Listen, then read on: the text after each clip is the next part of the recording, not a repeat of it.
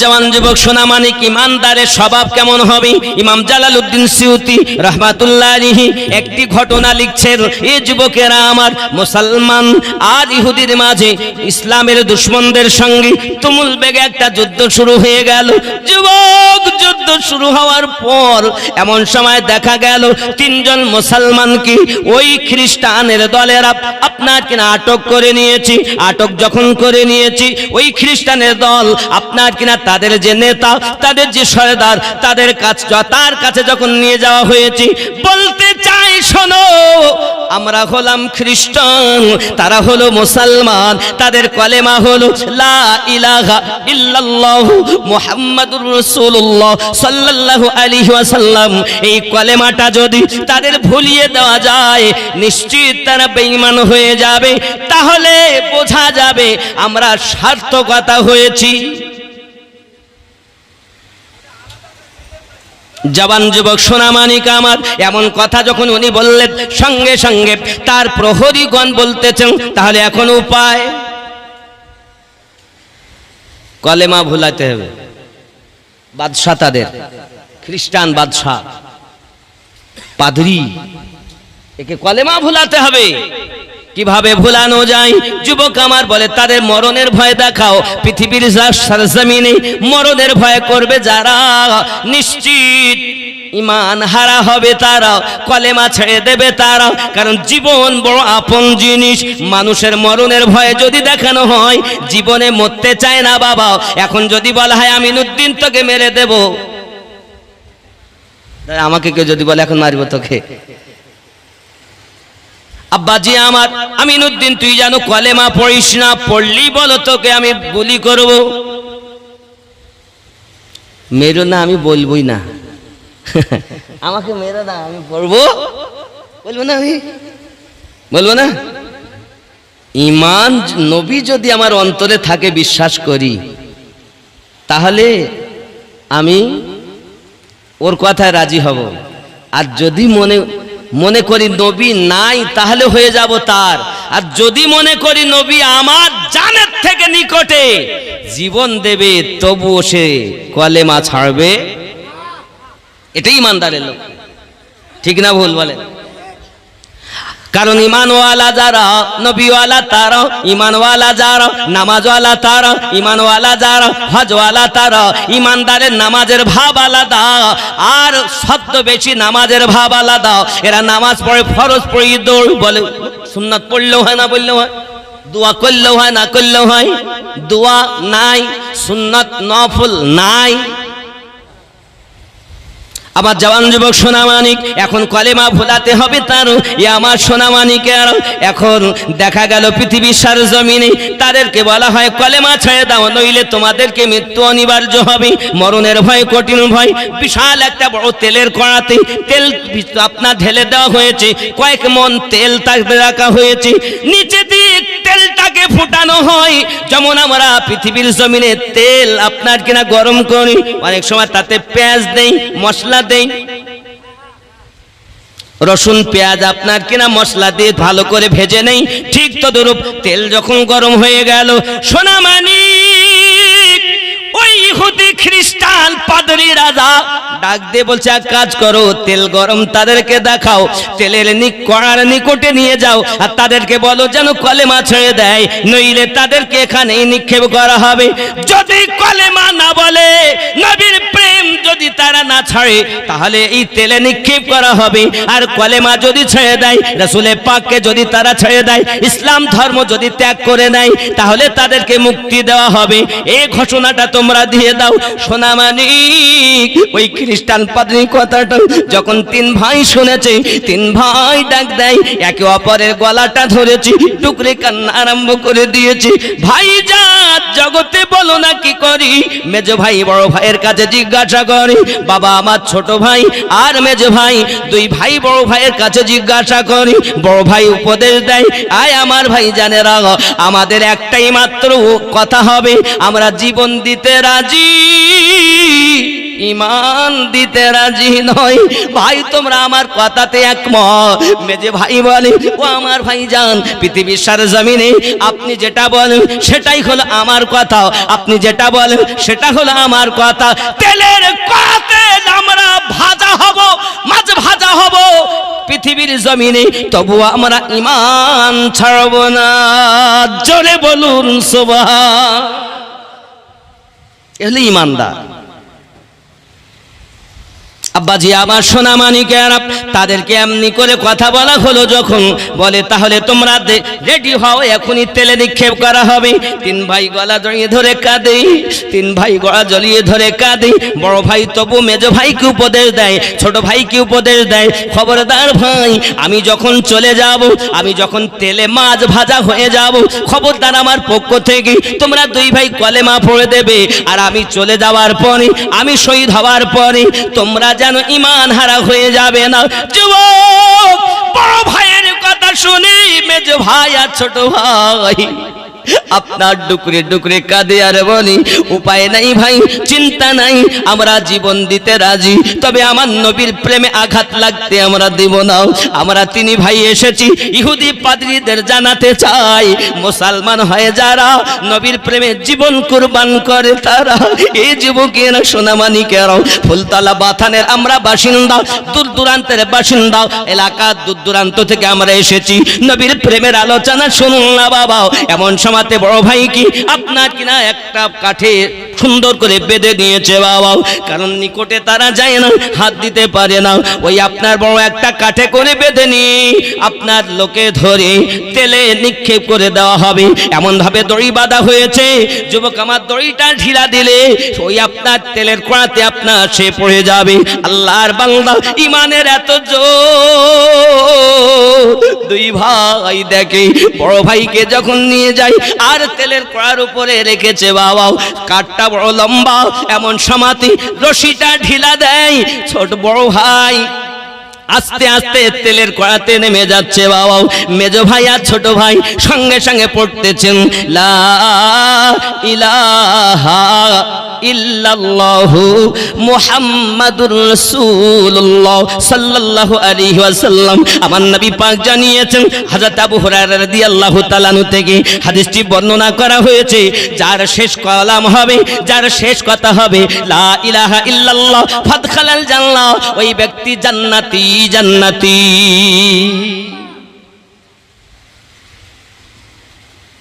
এইবার ছোট ভাই আর মেজ ভাই, দুই ভাই আছে। মেজ ভাই বলে আমি আগে যাই, ছোট ভাই বলে আমি আগে যাই। ছোট ভাই বলে না মেজ ভাই, আপনি ধৈর্যধারী হবেন বেশি, আপনি আমার বড়, আমি আপনার ছোট, আমি আগে তেলে যাব, আপনি পরে যাবেন। না রে ভাই না, বড়জন আগে গিয়েছে, এবার হলো আমার পালাও, তুমি ধৈর্য ধারণ করো, ধৈর্য ধরো, সবর করো, অনুরোধ করি রে ভাই, আমি চলে যাওয়ার পরে তোমার প্রতি যদি এরা কোন রকম অত্যাচার করে, আঘাত করে, ঈমান যেন ছেড়ে দিও না, ঈমান হারা যেন হয় না।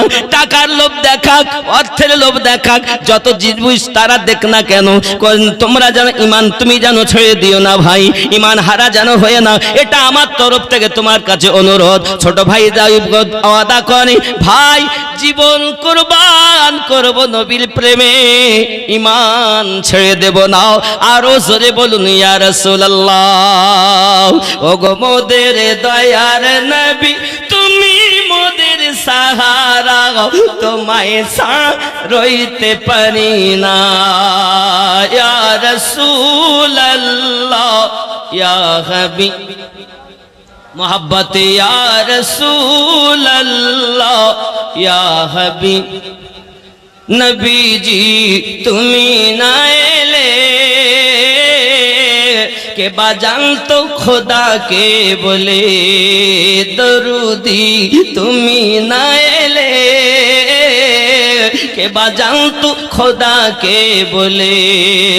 আপনি এসে দিলেন নবী, আপনি এসে দিলেন নবী, স্বয়ং খোদার ঠিকানা, তোমায় ছাড়া রইতে পারি না। ইয়া রাসূলুল্লাহ ইয়া হাবিব ইবাল্লাহ ইয়া রাসূলুল্লাহ ইয়া হাবিব এ দেশেতে ভালো লাগে না যেতে চাই সোনার মদিনা ফুলতলাতে ভালো লাগে না যেতে চাই সোনার মদিনা বাথানেতে ভালো লাগে না যেতে চাই সোনার মদিনা ওগো মোদের দয়ার নবী তুমি মোদের সাহারা তোমায় রইতে পারি না ইয়া রাসূলুল্লাহ ইয়া হাবিবাল্লাহ ইয়া রাসূলুল্লাহ ইয়া হাবিবাল্লাহ জোরে কন্না ইয়া রাসূলুল্লাহ বন্ধুরে আমার মদিনা মদিনা মদিনার কথা কি বলবো রব্বে কারীম স্বয়ং বলেন বিসমিল্লাহির রহমানির রহিম লা উকসিমু বিহাযাল বালাদ ওয়া আনতা হিল্লুম বিহাযাল বালাদ যে মদিনার কসম আমার আল্লাহ করেছেন সেটাই হলো সোনার মদিনা আমার নবী পাকের দেশ যে মদিনায় রাসূল পাক শুয়ে আছেন ও যুবকেরা প্রিয় নবী সাল্লাল্লাহু আলাইহি ওয়াসাল্লামের দেশে গেলে এত ভালো লাগে বলতে পারবো না রে বাবা আমি আমিনুদ্দিন দেখি আর কাঁদি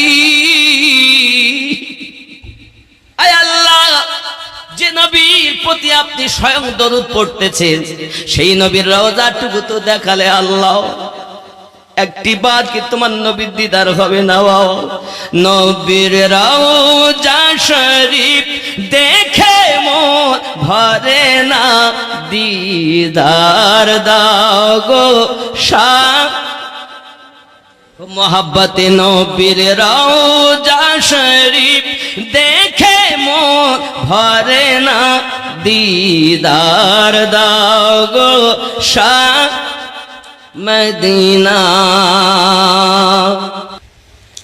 আব্বাজি আমার সোনা মানিক মেজো ভাই যখন ছোট ভাইকে বললেন ছোট ভাই আমাকে যখন তেলে নিক্ষেপ করবে তুমি আমার পক্ষ থেকে কলেমা পড়ে নেবে যদি বলুন সুবহানাল্লাহ আব্বাজি আমার সোনা মানিকের ছোট ভাই তোর কাছে অনুরোধ আমার যেন তুই কলেমা ছেড়ে দিস না ঈমান হারা যেন হয়ে যাস না আমি জানি আমার পরে তোর প্রতি অনেক অত্যাচার তারা করতে পারে অনেক আঘাত করতে পারে অনেক লোভ দেখাতে পারে অনেক লালসা দেখাতে পারে কিন্তু অনুরোধ যেন ঈমান হারা হয়ে যাস না যুবকরে এতটুকু কথা যখন মেজো ভাই বলে ছোট ভাই উত্তর দেয় ছোট ভাই বলতেছি ওগো আমার ভাইজান আমি জীবন দেব নবীর কদমে ঈমান দেব না জোরে বলুন সুবহান আব্বা আমার সোনা মানিকেরা এখন মেজো ভাইকে তারা ওই লকড়িতে করে আপনার বেঁধে নিয়েছে মেজো ভাইকে যখন নিয়ে যাওয়া হয় তেল কাঠে আপনার জড়িয়ে নিয়ে গেল তেলের কড়ায় সুবহানাল্লাহ কে দিয়েছে গো বাবু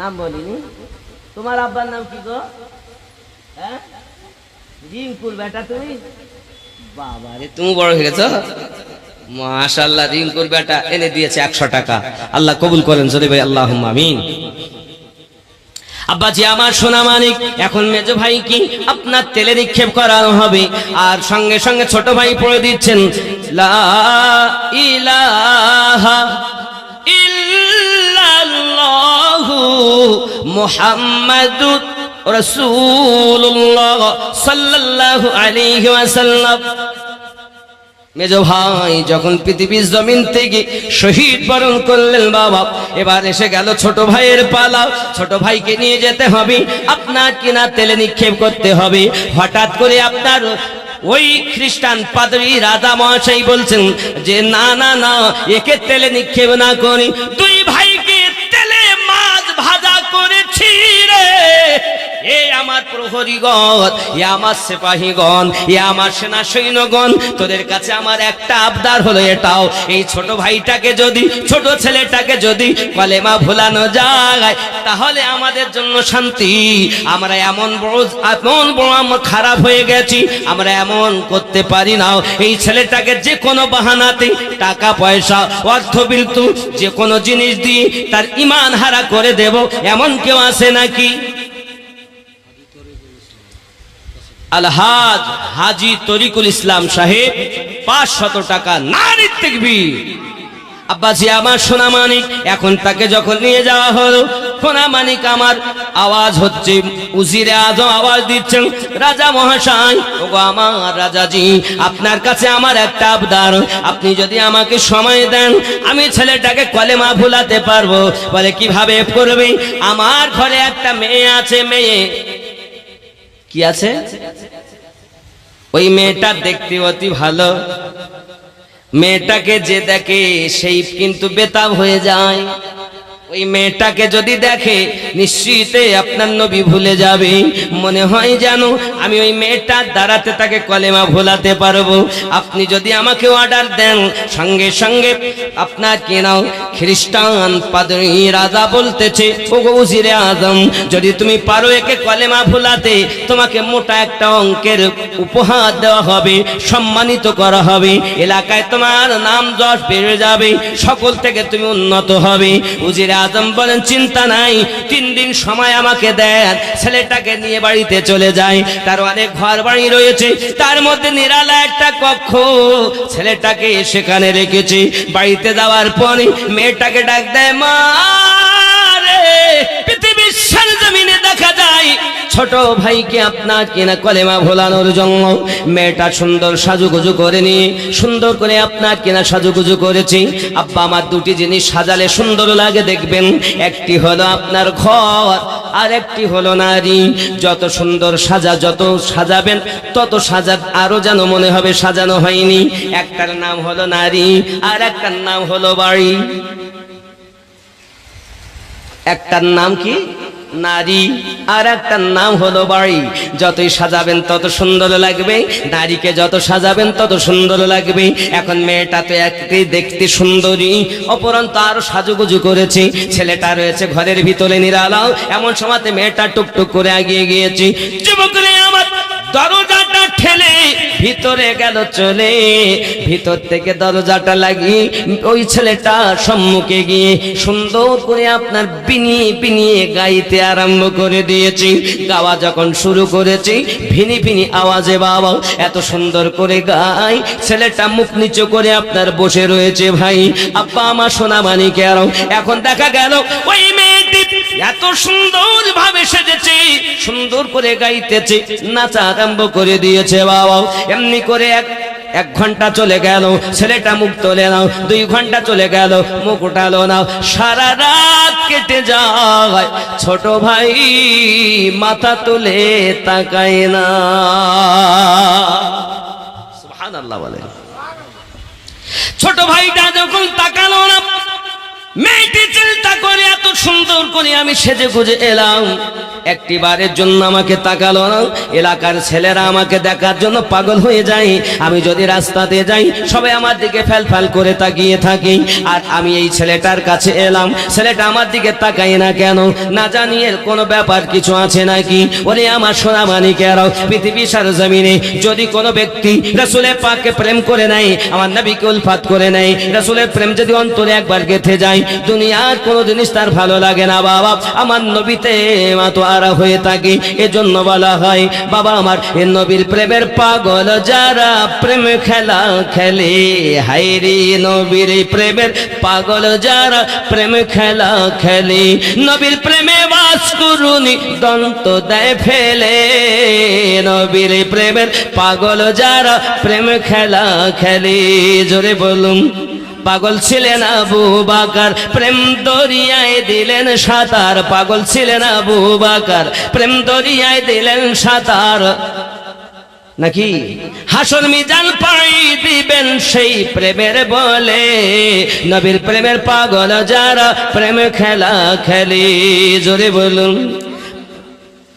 পাগল ছিল হানজালা। কি গো, কে পাগল ছিল? হানজালা পাগল ছিল, নবীর প্রেমে জীবন দিল। হানজালা পাগল ছিল, নবীর প্রেমে জীবন দিল। গোসল করাইল তারে ফেরেশতার দলে। নবীর প্রেমের পাগল যারা, প্রেম খেলা খেলে। জোরে বলুন। বন্ধুরে আমার, ছেলেটি মুখ তুলে তাকালো না, এ আমার সোনা মানিকেরাও ছেলের মেয়েটা বাড়িয়ে এসেছে, দরজাটা বাইরে থেকে লাগিয়ে বাপ জিজ্ঞাসা করে মারি খবর বল, ছেলেটার খবর। ডাক দিয়ে বলে আব্বুজি আমি সারা রাত চেষ্টা করলাম আমার দিকে যেন একবার নয়ন তুলে তাকাই, মুখটা তুলে যেন তাকাই, যদি একবার তাকাতো আমার প্রেমে পড়ে যেত, তার কলেমাটা আমি ছিনিয়ে নিতে পারতাম, যদি একবার আমার দিকে তাকিতো গো বাবা। কিন্তু ছেলেটা একবার আমার মুখের দিকে তাকাই নাই। আমার মনে হয় ওর কোনো আমল ছিল আজকের রাতের জন্য। দেখা যাক না পরের রাত কি হয় রে বাবা। সোনা মানিকের নামত ওই মেয়েটি দ্বিতীয় রাতে আবার সুন্দর করে সাজুগুজু করে ঘরের ভিতরে আপনার কিনা ঢুকে গিয়েছি। আল্লাহর বান্দা, আল্লাহর বান্দা নবীর আশিক, আল্লাহর বান্দা করেছে কি মাথা নিচু করে তেলাওয়াতে কোরআন আরম্ভ করে দিয়েছে। মাথা তোলে না, জোরে বলুন সুবহানাল্লাহ। আব্বা আমার সারা রাত মেয়েটি প্রথম দিনের নাই, প্রথম রাতের নাই আপনার নাচা গাওয়া শুরু করেছে, কিন্তু আল্লাহর বান্দা একবারও মাথা তুলে তাকাই নাও। দ্বিতীয় রাত আপনার কিনা কেটে গেল। যুবকরে আমার মেয়েটি বাড়ি এসেছে, বাপ জিজ্ঞাসা করে মা খবর কি বলো? বলে ওগো আমার পিতা ওই ছেলেটাকে কলেমা ভোলানো অত সহজ নয়, মনে হয় আরো সময় লাগবে, শক্ত ব্যাপার। কি ব্যাপার? শক্ত ব্যাপার। আমার পিতা আপনার কাছে অনুরোধ করি আপনি চলে যান রাজা মশাইয়ের কাছে, আরো একটু সময় আনুন। তবে আপনি যদি সময় একটু বেশি করে আনেন, আমি ওয়াদা দেই আপনার কাছে তাকে কলেমা ভুলিয়ে দেব। ইমাম জালালউদ্দিন সৌদি, যিনি আমার নবীজিকে ৭৫ বার দেখেছেন, তিনি লিখতেছেন ঘটনাটা। তিনি বলতেছেন এমনি করে মেয়েটার পিতা চলে গেল আবার রাজাজির কাছে, খ্রিস্টান পাদরি রাজার কাছে গিয়ে বলতেছেন ওগো রাজা মহাশয় আপনার কাছে আমি আবার এসেছি, কি খবর? কে বলতো 2 দিন চলে এলে কেন? এখনো তো সময় পূর্ণ হয়নি। ডাক দিব যে আমার সময় একটু বেশি লাগবে। কি লাগবে? শেষ করে দেবো নাকি? আব্বাজি আবার সোনা মানিকের রাত 1টা পার হয়ে গেল, অনেক রাত হয়ে গেল, আর বলা যাবে না। ও আমার ঘড়ি বেশি, আমার ঘড়ি একটু আগেই চলে, কি করবো বলো, এমনি আমি রাত্রি কম দেখি তো। এ বাবাজি আমার সোনা মানিক খেয়াল করুন না বাবা, এমনি করে আপনার কিনা মেয়েটির পিতা চাইয়া যখন আরজি জানালো কতদিন সময় তুমি চাইছো? বলে আমার সময় অন্তত পক্ষে 40 দিন সময় দিতে হবে। 2 দিন চলে গেল, আজকে হলো 3 দিন, আজকে রাত কেটে গেলে 3 দিন হবে। জেনে রাখো 40 দিন সময়, এই 2 দিন ধরে দিলাম, এই 40 দিন সময়ের মধ্যে তোমার মেয়ে যদি তোমার ওই ছেলেটাকে কলেমা না ভুলাতে পারে, মুসলমানদের কাছে আমাদের নাক কাটা যাবে, আমাদের নাক কাটা যাবে। জেনে রাখো তোমার মেয়ে সহ ওই ছেলে সহ 2 জনাকে তেলে মাছ ভাজা করা হবে। বলো তুমি রাজি কিনা? আমি কালেকশন করা বক্তা নয়, ও ছেড়েই দিয়েছি, খালি আমার এই মহল্লা বলি আমি করছি। আপনি 50,000 টাকা দিয়ে আমার কালেকশনের জন্য দাওয়াত দিতে পারবেন না, কারণ আমার ওয়াজ করা বক্তা। কালেকশন করলে বক্তব্য এক জায়গায় রাখা যায় না, ছিটি ফাটিয়ে গিয়ে মানুষের উল্টো রকম মনে করে, ব্যাখ্যা দেয়। আব্বাজি আমার সোনা মানিকেরা খুব খেয়াল করুন, পৃথিবীর সরজমিনে ওই মেয়েটা 40 দিন পর মেয়েটাকেও তেলে নিক্ষেপ করা হবে, ছেলেটাকেও নিক্ষেপ করা হবে। তুমি পিতা হয়ে যদি মেনে নাও তাহলে আমি রাজি আছি। মন্ত্রী দেখে সমাজে আমার নাক কাটা যায়, সবাই যত মানুষ আছে সবাই শুনতেছে, ঠিক আছে আমি রাজি।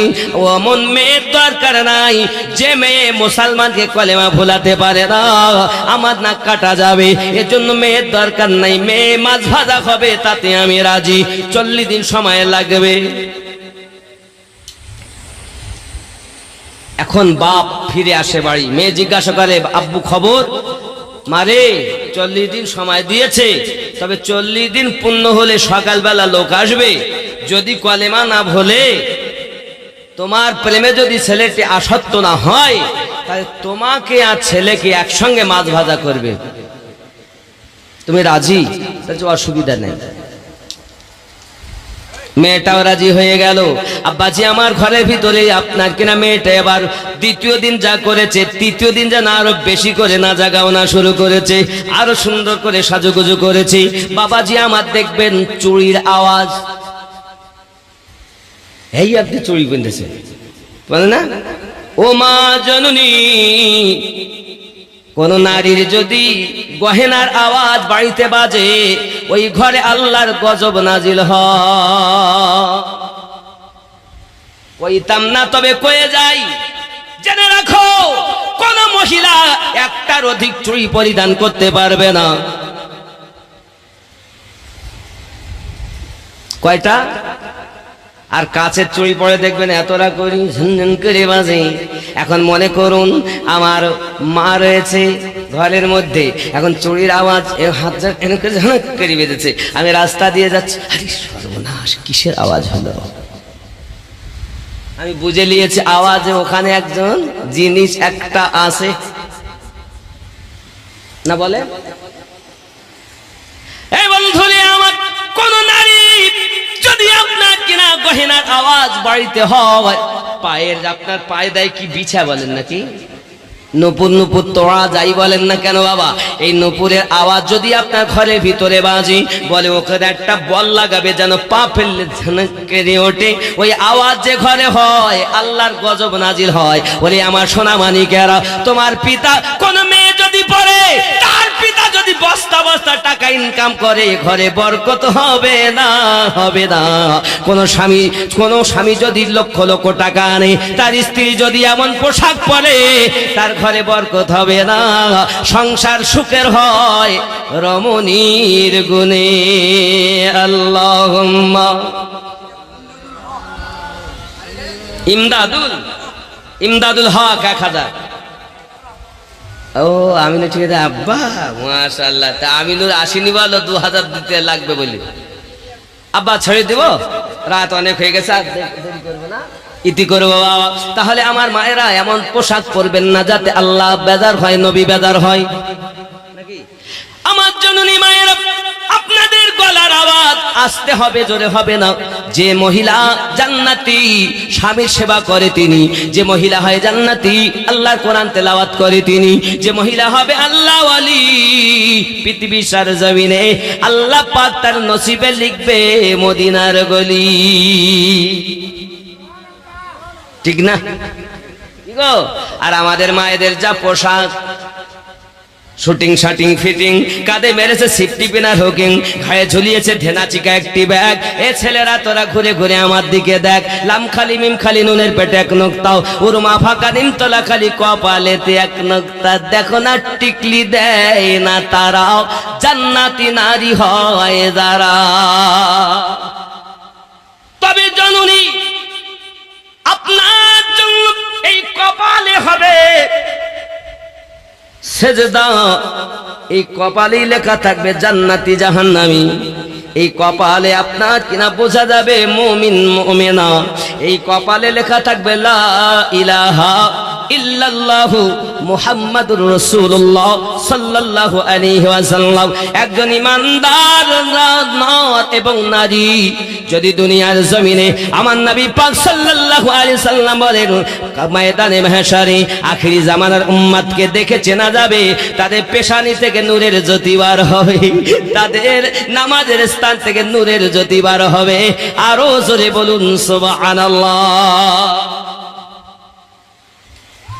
কপালে টিকলি দেওয়া, হাত ভর্তি চুড়ি দেওয়া, একটি করে দুই হাতে দুটি দেওয়া যায়। আবার আপনি হাতে পুরা, আপনি নিজে আরো সুন্দর করে সাজতে পারেন। এক জায়গায় মুখে যত রকমের জিনিস আপনি মাখতে পারেন স্বামীর মনকে জয় করার জন্য, সে সময় আলাদা। এখন আপনি যদি ভালো পোশাক পরে রাস্তা দিয়ে আসেন, আমি আমিনুদ্দিনের চোখ ভালো না, ইমান ভালো, যার স্বভাব ভালো তার। এখন রাস্তা দিয়ে আমি দেখতেছি বাবা আমার একটা জিনিস যাচ্ছে, কি জিনিস যাচ্ছে রে, জিনিস যাচ্ছে রে সোনামানিক আমার। আমি যে তাকালাম, শুধুমাত্র ধরলেই যে না হয় না, মনে মনে যদি চিন্তা করি তবু গুনাহ হবে। হে বাবাজি, চোখে যদি তাকাই চোখের জেনা হবে, বাবা আমার জবানে যদি বলি জবানে জেনা হবে। বাবা জেনা শুধু ধরলেই হয় না, হাতের গোনা জেনা আছে, চোখের জেনা আছে, নাফসের জেনা আছে। এ বন্ধুরে আমার, বিভিন্ন রকমের গুনায় যদি আমরা লিপ্ত হয়ে যাই, বলো না জান্নাতে যাব কেমন করে? আমার তরুণী নবী তো আল্লাহ পাকের কাছে দোয়া চেয়েছিলেন, আল্লাহ আমার উম্মাত যখন নামাজ ছেড়ে দেবে, তুমি যেন অন্য নবীর উম্মাতদের মতো আগুনের বর্ষা দিও না। আল্লাহ তাদেরকে যেন তুমি রক্ত বর্ষণ দিও না আল্লাহ, তাদের চেহারা যেন বাদরের মতো বানাইয়া দিও না আমার আল্লাহ পাক। আল্লাহ তাআলা বলেন, হাবিব আমি তোমার উম্মত নামাজ কাজা করার জন্য বাদর তো বানাবো না, তাদেরকে আমি অগুনের বর্ষা তো দেব না, তবে জেনে রাখো তার চেহারার নুরানিটা আমি আল্লাহ পাক আল্লাহ তাআলা ছিনিয়ে দেব। সোনামানিকেরা আমার, এজন্য যারা বেনামাজি হয় দুনিয়ায় তাদের চেহারার নূর জ্যোতি আর থাকে না। আর যদি কোনো কালো মানুষ হয়, প্রেম করার জন্য কালো ধলো লাগে না বাবা, অন্তরে যার প্রেম থাকে সেই তো জান্নাতি, তার নাম লেখা থাকে। অনেক জনের আছে, আল্লাহ কবুল করো কবুল করো। মনের বাসনা খানায় কাবা না দেখায় মরণ দিও না, লা ইলাহা।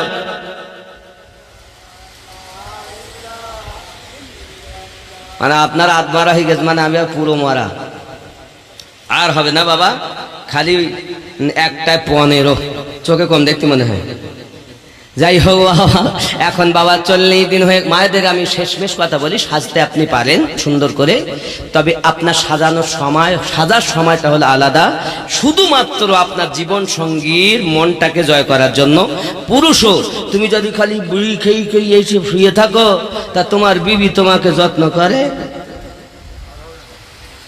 করে হয় না? সুন্দর করে সেজে একটু নিজেও ফ্রেশ হয়ে ভালো হয়ে যদি তুমি থাকো, তাহলে তোমারও স্বামী স্ত্রীতে যত মায়া, সংসারে তত বরকত। সুবহানাল্লাহ বলে। স্ত্রী মানে স্বামী যেখানে মুখ লাগিয়ে পানি খাবে, স্ত্রী গ্লাসের ওইখানে মুখ লাগিয়ে পানি খেলে মহব্বত বেশি হয়। সুবহানাল্লাহ বলেন। এখন মনে করো না আমিনুদ্দিন পানি পান করেছে, আমার স্ত্রীকে বলছে, হ্যাঁ তুই খা না, আমিনুদ্দিন পানি খেয়েছে তুই খা না। কি করে খাবো, মুখ যে গুঁধায় জি গো, এত বিড়ির গন্ধ থেকে যাওয়াই যায় না। কি বুঝলেন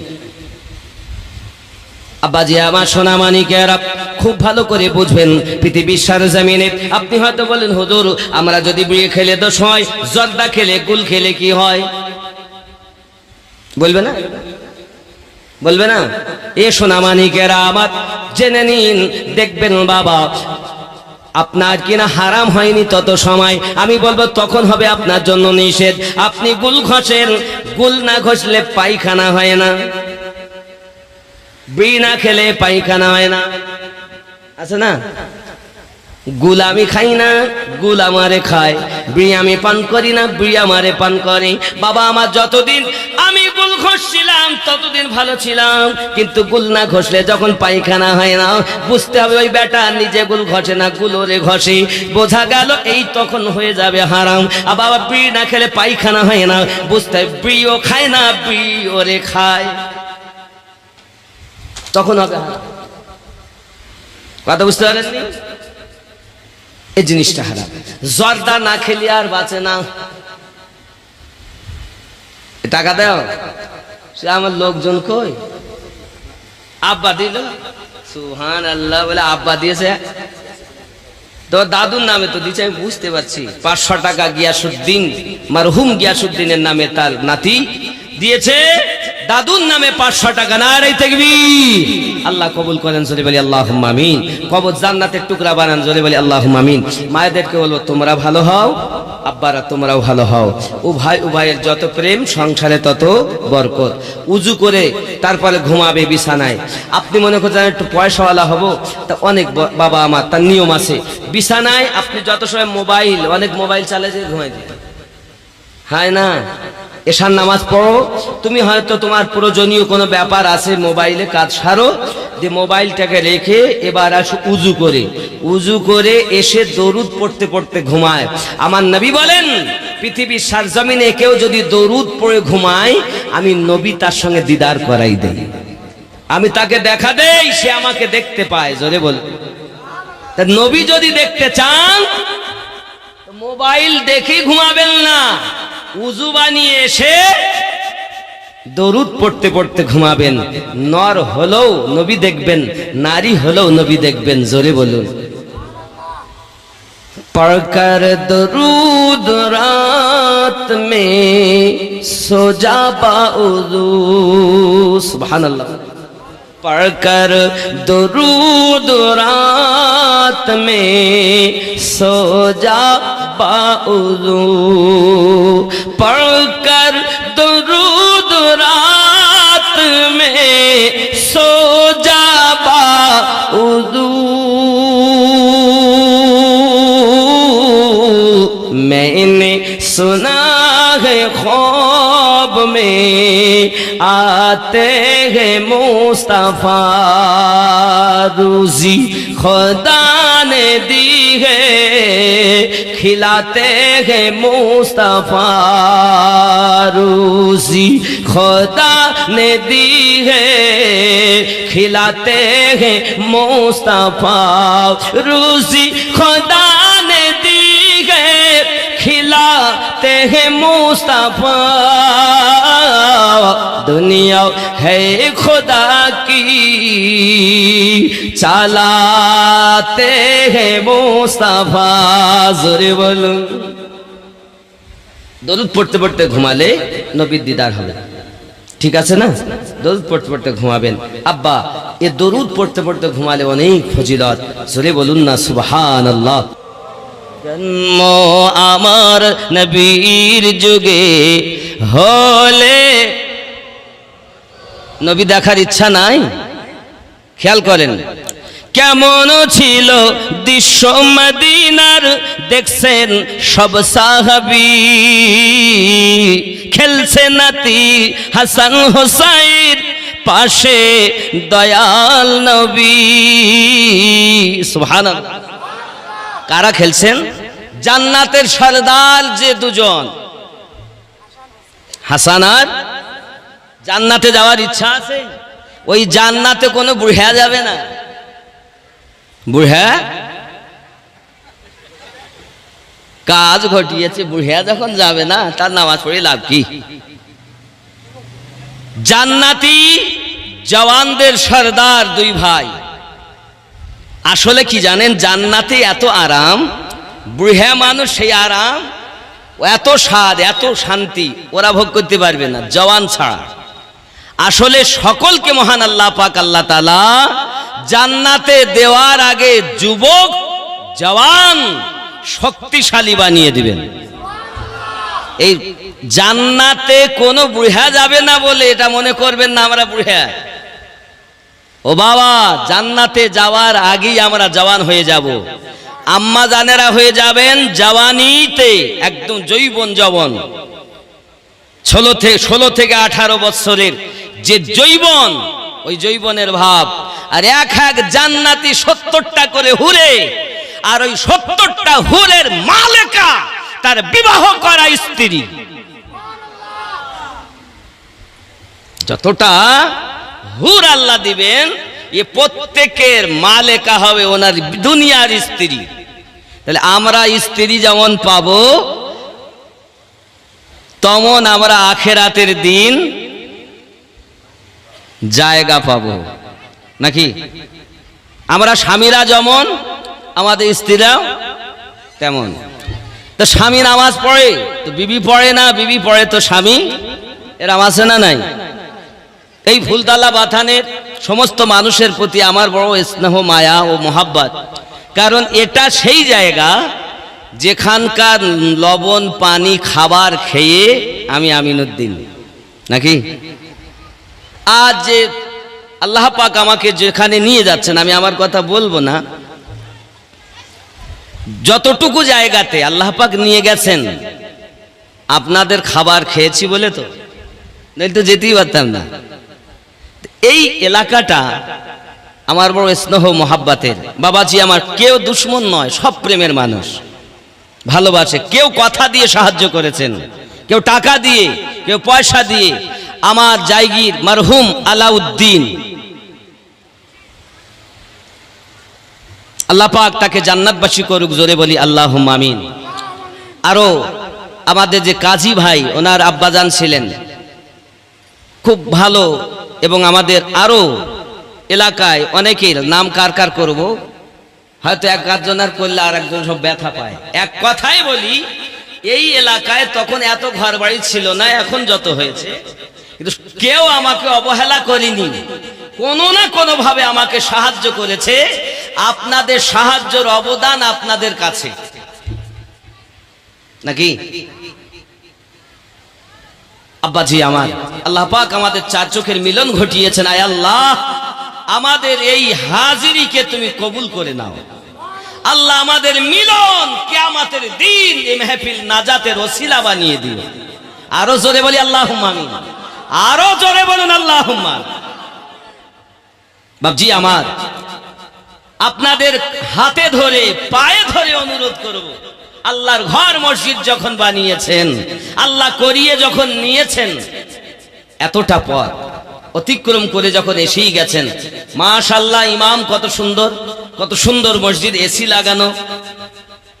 আপনারা টাকা দিয়েছেন, পয়সা দিয়েছেন, অর্থ দিয়েছেন, সময় দিয়েছেন, এখনো নামাজও পড়তে যাচ্ছেন। আব্বাজি আমার, এখন সেই মসজিদটা আরো সুন্দর হওয়া দরকার। মসজিদ তো সুন্দর হবে, পাশাপাশি নামাজিও বৃদ্ধি হওয়া। কিন্তু দেশে তো কেউ থাকে না, বেশিরভাগ দেশ বিদেশে পেটের দায়ে। তো যারা থাকে কম বেশি আগের থেকে অনেক নামাজি হয়েছে, না হয়নি? মাশাআল্লাহ, খুব খুশি আমি। নামাজি হচ্ছে, মাগরিবে গেলাম, 2 কাতার পার হয়ে যাচ্ছে মানুষ, নাকি আব্বাজি আমার? আশা রাখি, ইমাম সাহেব বলছিলেন মোটামুটি লোক হয় ভালো, 5 ওয়াক্ত নামাজি। ফজরে একটু কম, সব জায়গাতেই হয় নাকি? ফজরে একটু কম, সব মসজিদে হয়। তবু অনুরোধ করব, নামাজ পড়তে হবে, নামাজ অপরিহার্য। যুবক আমার, এই নামাজ আমাদের জন্য নাজাতের জারিয়া হবে। রব্বে করিম জানিয়েছেন, লা সালাতা ইল্লা হুজুর বিকাল। হুজুরি কলবের সঙ্গে নামাজ না পড়লে নামাজ হয় না। মনের ভিতরে কু, মুখে আল্লাহ, কোন লাভ? কার মারবো, কার ধরবো, কার খাবো, এই চিন্তা করছি নামাজে গিয়ে। আমি বড় ইমানদার। রব্বে করিম নামাজ পড়তে বলেননি, নামাজ কায়েম করতে বলেছেন। দেখুন, নামাজ পড়তে বলেছেন কাকে? ইমানদার। হজ করতে বলেছেন কাকে? ইমানদার। যাকাত দিতে বলেছেন কাকে? একটু কথা বলেন। কাফেরকে বলেছেন আল্লাহ। কাকে বলেছেন? ইমানদার। তাহলে রমজানে রোজা রাখতে বলেছেন কাকে? তাহলে ইমানদার যারা রোজা রাখে, মানে ইমানদার যারা যাকাত দেয়, ইমানদার যারা হজ করে, ইমানদার যারা টিভি দেখে,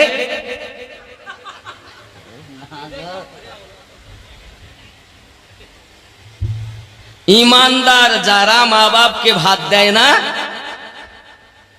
তারা, নাকি? ইমানদার যারা মা বাপের খেদমত করে, ঠিক না ভুল? আগেরটা ঠিক, এটাই ভুল। ইমানদার যারা মা বাপের খেদমত করে, হুকুম যত করেছেন তত আল্লাহ ইমানদারকে বলেছেন। স্বামী সেবা করে কারা? ইমানদার রানী হয়। স্বামীর নাফরমান নারী কারা? ইমানবিহীন নারী। স্ত্রীকে ধরে মারে কারা? ইমানদার পুরুষ, নাকি? তাহলে ইমানদার পুরুষ হলো যারা স্বামী স্ত্রীকে ধরে মারে না। ইমানদার পুরুষ হলো যারা পরের জমি আইল ঠেলে চাষ করে না, ঠিক না বল?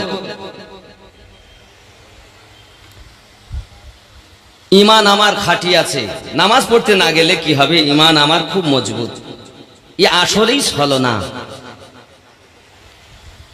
রব্বে করিম পৃথিবী জমিন থেকে আমাদেরকে যখন চলে যেতে হবে বাবা, গহীন কবরে যাওয়ার পরে মহান আল্লাহ পাক আল্লাহ তাআলা ফেরেশতা পাঠিয়ে দিবেন আমাদের কবরের ভিতরে।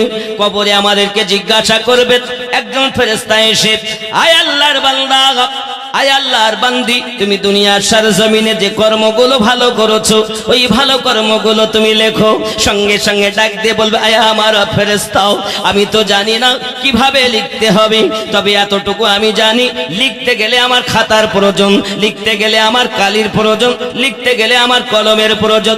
ফেরেশতা আল্লাহ পাকের ডাক দিয়ে বলবে, আয় আল্লাহর বান্দা বান্দি, তুমি দুনিয়ার জমিনে যে ভালো কাজগুলো করেছো, কালি বানিয়ে নাও তোমার থুতুকে, কলম বানিয়ে নাও হাতের শাহাদাত আঙ্গুলকে, খাতা বানিয়ে নাও তোমার কাফনের কাপড়কে, সঙ্গে সঙ্গে হাতের আঙ্গুল দিয়ে আপনার কলম বানানো হবে, গালের থুতু হলো কালি হয়ে যাবে, আর আপনার কাফন কাগজের মতো লিখতে হবে। লেখো কি কাজ করেছো?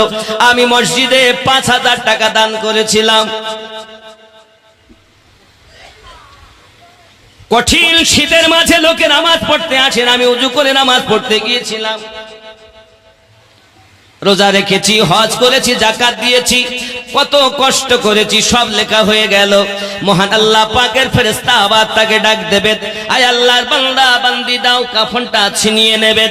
এবার তুমি লেখো দুনিয়ায় কত কুকর্ম করেছো, মাকে কত কষ্ট দিয়েছো, বাপকে কত কষ্ট দিয়েছো, কোথায় নামাজ কাজা করেছো, কোথাও সুদ খেয়েছো, কোথাও মদ পান করেছো, কোথাও গাঁজা খেয়েছো, কোথায় পরে নারীর সঙ্গে তুমি তামাশা করেছো, কোথাও মেলায় ঠেলা খেতে গিয়েছো, কোথাও তুমি আপনার কিনে এমনি করে গুনহার কাজে লিপ্ত হয়ে গেছো, সবগুলো তুমি লেখো। ডাক দিয়ে বলে, আল্লাহর ফেরেশতা, আমি বড় সত্য মানুষ, আমি কখনো এমন কাজ করি নাই। ও মোটে ভুল করিনি। বন্ধু আমার যখন অস্বীকার করবে বাবা, তখন সঙ্গে সঙ্গে আমার জবান বন্ধ হয়ে যাবে, হাত কথা বলবে আর বলবে, আয় আল্লাহর ফেরেশতা, এই বান্দা মিথ্যা কথা বলতেছে, সে আমার দ্বারাতে অমুক জায়গাতে তাস খেলেছে। সাক্ষীটা কি খারাপ? কথা বলেন না কেন? সাক্ষীটা খারাপ? কে সাক্ষী দিচ্ছে? সঙ্গে সঙ্গে আবার হাত বলবে, আয় ফেরেশতা, তুমি জানো না আমার দ্বারাতে কুকর্ম করেছে, নিজের স্বামী